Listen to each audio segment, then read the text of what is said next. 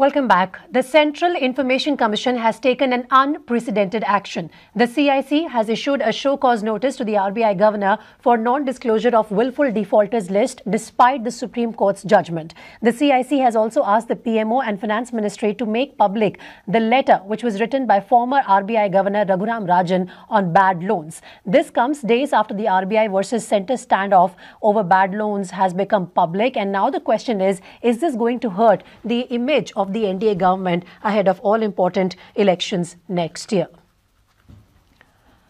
Well, we are expecting a spokesperson from the BJP to join us shortly. But before that, I have senior journalist Ashutosh Mishra with me to talk a bit more about this latest development. Ashutosh, as per your understanding, why is it that the RBI is not keen on disclosing this list of willful defaulters despite a Supreme Court's order to the same effect, and that has now mandated this action from the CIC, sending a show cause notice to the RBI governor?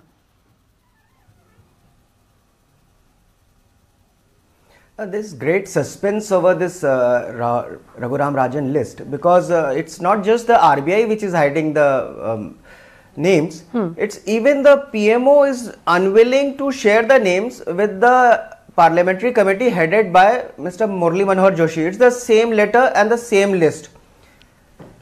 Now the allegations there are that it has names which would be embarrassing for the Modi government.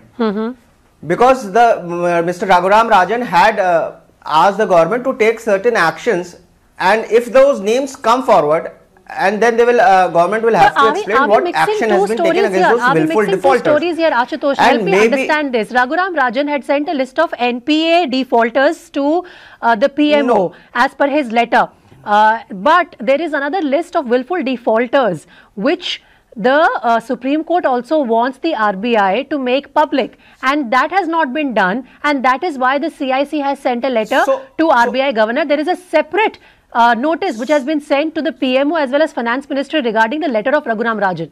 No. Yeah. So this particular list that RBI we are talking about, in this case, in the Jayanti Lal Shah case, the Supreme Court had upheld the Information Commissioner's order that anyone who owes the list had those names had to be made public within 5 days. So starting with people who had defaults of over 1,000 crores and then coming down to 500 crores. So it's the names will be common. It's not that there are two separate lists. It's the same. The names will be common there, and that's why that's why if you see the CIC has also written to PMO, and that's why it's going to be a very big embarrassment for the government as well as the RBI. And RBI, as we know, RBI has been at loggerheads with government, but that's for other things. Yes. That fight that we talk about RBI and government is because the government wants RBI to ease the norms and allow money to be lent to its crony capitalists whose names are there in this list, according to media reports, that is. So it's all the same thing. It's just what we are talking about. In this case, the RBI has been caught because maybe the Information Commissioner in 2015, when he won in the Supreme Court, didn't know that it would become such a big thing, and that's why RBI is unwilling to share the names. Ashutosh, I am still trying to understand this story in simple terms so that we can actually present it for our viewers in that sense. You know, on the political angle that you are drawing in, I wish I had the BJP spokesperson already to get a response on that. However, we are waiting for that. In the meantime, tell me, is it a story wherein we are seeing RBI versus the government, or as far as the non-disclosure of willful defaulters list is concerned, is the RBI and the government on the same side?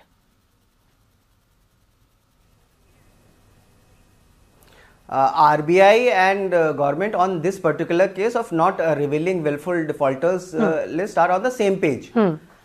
And this RBI has been insisting, right? I mean, even when it lost the case in 2015, the Jayanti Lal Shah case, even at that time, RBI had quoted various sections of the RTI and said that because RBI laws will have to be amended for it to be able to reveal these defaulters' name. It's not ready to, RBI is not willing to name and shame these defaulters. I don't know why. So the this Supreme is what Court had surprises struck down us. RBI's This is what arguments surprises that us because RBI in the Act past the need not government be- had said the government had said that actually we should name and shame the defaulters, the high-profile defaulters who loot our country and then run away from the country. They should be named and shamed. But despite that, why is there so much of delay in coming out with a list of these willful defaulters? Shaina, can you please throw some light on that? As I welcome the spokesperson from the BJP, Shaina NC, joining us on the Morning News Hour now. If you have heard our conversation so far, Shaina, can you tell us why should this list be not made public? Firstly, I think you need to understand that our government is the government that has worked towards ensuring that NPAs and all willful defaulters pay up. Whether it's the Insolvency Act or it's the Bankruptcy Code, first time in the history of India have you had people who have taken loan after loan and chosen to put their hands up or chosen to manipulate the system. So I think that the intent of the government is known to one and all. I feel it's important to not make this a RBI versus Finance Ministry battle, but to understand that the honorable courts and in this particular case the CIC wants the details to be coming into the public domain, and rightly so, because social ostracization is quite important. Clear. You And all if there is a agree list, that the list of willful defaulters should be made public. Then why is it that the RBI governor has chosen not to make it public despite a Supreme Court's order? Can you throw some light on that? No, I can't, because that response has to come from the RBI. I can only say what the CIC has suggested and what the government feels. Yes, we believe in transparency, we believe in accountability, and clearly this is not a government that is here to insulate anybody, irrespective of who they are, whether it is a wrong industry who is not living up to their commitments made to banks, or whether it is the RBI that needs to adhere to what the Honorable Supreme Court says. Are you convinced with that line? So I are you think convinced that the government's intent is quite clear? They are not trying to provide any sort of space for willful defaulters. They are okay with naming and shaming them. It's in their individual capacity that the RBI governor has decided not to, follow the instructions of the Supreme Court.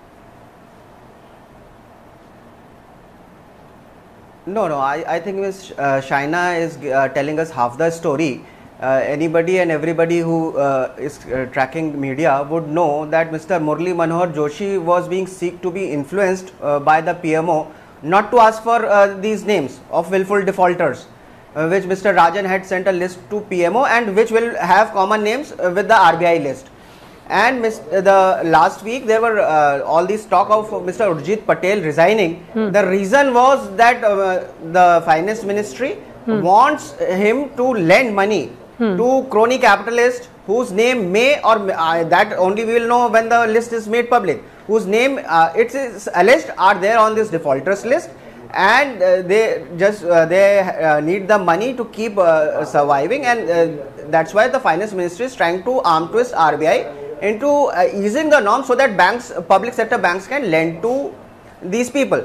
So this is all one big circle. There are two things and here. we will One keep is hearing about the intent of the government, but it does not practice what it RBI to preach. follow their line, which is, if it's not happening, then an atmosphere is being created where Urjit Patel will be sacked or would be resigning on his own. And secondly, will it not take a toll on the image of the NDA government ahead of the all important elections next year? Are you not afraid of that?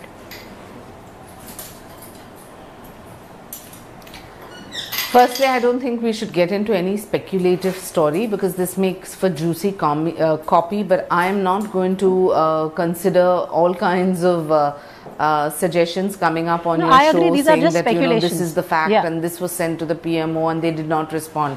Our government is absolutely transparent, accountable, and the fact that you have Insolvency Act and bankruptcy codes in place for the first time in the history of India where NPAs are actually paying up, I think suggests that the Finance Ministry and the government and the Prime Minister's political will is at the right place. So there's no question on that. Now, for those who secured credit and who are overseas willful defaulters, there is a fugitive law as well. So now if the CIC feels that the RBI needs to come out in the public domain and come up with the names so that they are publicly shamed, whether it is A, B, C or D, so I'm not going to go into. But the CIC has also asked the PM and the Finance Ministry to make public Mr. Raghuram Rajan's letter. I hope by honouring transparency that will also be done, and you are clear on that. Absolutely, I am very, very sure. And please to understand, right from Jawaharlal Nehru's time, there have been viewpoints that have been coexisting or counter, whether it is the RBI and the government. So I don't think that this is, oh, will it have an impact on the NDA? What are we talking about? The NDA's intent is historic. The fact that you have people paying up after so long and realizing that they better honor their debt, because this government, the Modi government, will not just take it lying down, will act, whether it's a fugitive law, insolvency act, a bankruptcy code. As I said, the NPAs that have actually come into the public news. Go ahead. Go ahead, Ashutosh. So first let's put the record straight. The letter that Ms. Shaina is talking about in Nehru era was to the RBI governor when the RBI governor criticized a budget measure and wanted to have a say in budget making. Okay. So these are two very different things. In this case, it's the government which is trying to influence the RBI. And in Nehru's era, it was the RBI which was trying to influence the government. So these are comparing apple and oranges and just trying to find excuses. And I am sure Ms. Shaina would be aware of her own party MP, Mr. Subramaniam Swamy, accusing the finance ministry of being corrupt, and he has even sought permission to, at least he has been saying it in public, that he wants to prosecute some of the government officials. So what is corruption? Tomorrow I can say you are corrupt. It doesn't work like that. Substantiate with proof. No, he's talking about the allegations of your own MP against the finance ministry. You go and ask Mr. Subramaniam Swamy, na? I am talking. You go and ask Mr. Subramaniam Swamy. But I am you're making noise here will not help. You go and ask Mr. Subramaniam Swamy, and Mr. Subramaniam Swamy has spoken about finance ministry people. No, definitely the onus is on the person who's leveling allegations and accusations. The onus is on that person to prove that. But if that person happens to be somebody from within your own house, can you deny that something is wrong? And it is definitely taking a toll on the image of the government. What utter nonsense. Please, by somebody suggesting that, oh, the finance ministry is corrupt, does it that somebody happens to be a party insider. This is the most honest government we have seen post history. That is not the point. The point is proof has to be substantive. Now, if you have a list of things that the finance ministry has done in the interest of the government, in the interest of the country, whether it is demonetization, GST, NPAs, Insolvency Act, Bankruptcy Code. This is for the third or fourth time that you are listing that out, Shaina. Okay, we are convinced that all these measures have been taken. Absolutely fine. But there is apparently a letter from Mr. Raghuram Rajan who says that I made a list of NPAs available to the PMO in September 2015. And after that, several defaulters have fled from the country.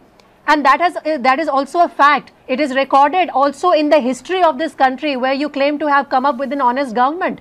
So there are certain difficult questions that the government will have to answer. And also, no, and go back in time and figure out which government gave them unsecured loans. Which government gave them entire sequence will be followed. Entire sequence will be followed. Whether it's the UPA government or the NDA government, you cannot escape scrutiny. Has ensured that we have recovered monies even overseas. But how could these people fly from this country under your nose, under your watch, Ashutosh? Let me just make a limited point. Ashutosh? What are you saying? Yeah. Where have they got this is the problem. This is the problem that they talk more and work less. Have they been exposed? If Raghuram Rajan had in 2015 given the names and told the government to take actions, why hasn't the action been taken in 3 years till now?